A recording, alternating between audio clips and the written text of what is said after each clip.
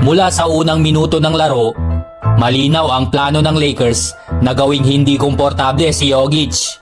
Hadlangan ang kanyang madali ang post touches at puwersahin sa ilalim ng napakahigpit na depensa.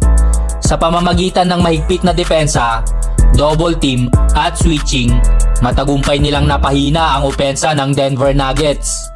Tara na't himayin natin kung paano nila nagawa ang bawat posisyon.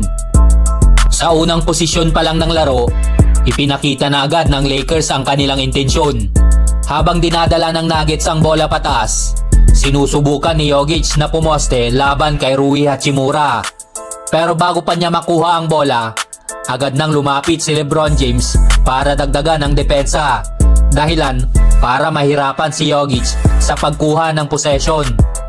Dahil sa pressure ni LeBron at sa pisikal na laro ni Hachimura, napilitan si Jokic sa isang mabilis na touch pass na natapik naman. Napunta ang bola kay Michael Porter Jr.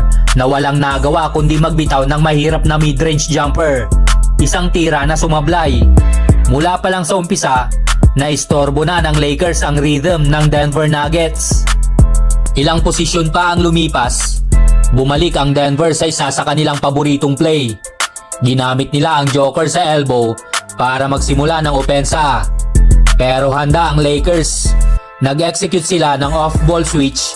Inilagay si Austin Reeves sa harapan ni Jokic para hadlangan ang entry pass. Nang subukang i-reset ng Nuggets ang play, si Aaron Gordon ay lumapit sa high post para akitin ang depensa.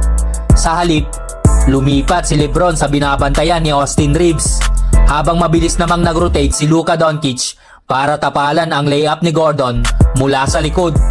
Isa itong halimbawa kung paano ginamit ng Lakers ang kanilang mataas na basketball IQ at mabilis na rotation para pigilan ang normal na daloy ng opensa ng Nuggets. Isa sa pinaka-impressive na depensibong posisyon ay nang gamitin ng Denver si Jokic bilang screener para makatakas sa depensa ng Lakers. Pero bago pa man makuha ni Jokic ang bola mula sa roll, mabilis na inagaw ni Jared Vanderbilt ang passing lane at nakuha ang steal. Nakita rin sa larong ito kung paano inangkop ng Lakers ang kanilang depensa depende sa kilos ng Nuggets. Nang subukang gamitin ng Denver ang kanilang laki para i-set up si Jokic, ginamit ni Reeves ang kanyang off-ball defense para pigilan ang mabilis na pagkuha ng pwesto ni Jokic. Si Hachimura naman ay nagbigay ng backside help, kaya't walang madaling lapas papunta kay Jokic.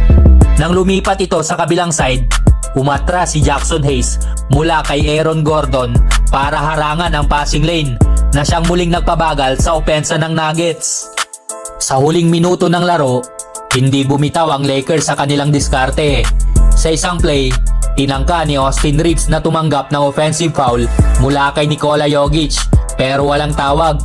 Gayunpaman, nagawa pa rin ng Lakers na magdala ng second defender sa tamang tiyempo, kaya't napilitang ipasa ulit ni Jokic ang bola palabas ng poste. Sa isa pang posisyon, mismong si LeBron James ang nag-front kay Jokic para hindi nito makuha ang bola ng maayos. Nang magtangka itong gumalaw, agad na lumapit si Doncic mula sa baseline para tumulong, habang si Hachimura naman ay dumoble mula sa kabilang side. Dahilan para magkaroon ng panibagong turnover ang Denver. Ang defensive strategy ng Lakers ay hindi lang basta agresibo, kundi perpektong in-execute. Palagi silang nagpapadala ng dalawang depensa kay Jokic, pinaliit ang kanyang espasyo at inalis ang kanyang rhythm.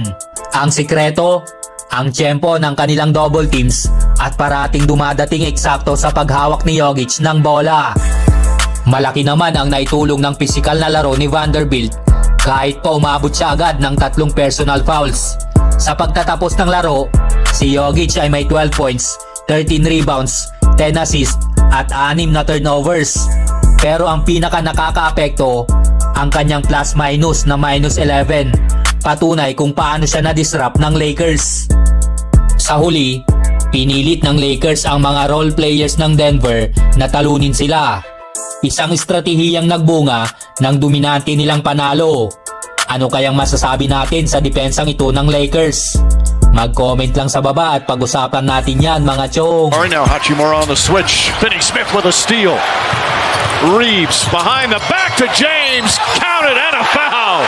What a pass from Reeves and a chance for a three-point play.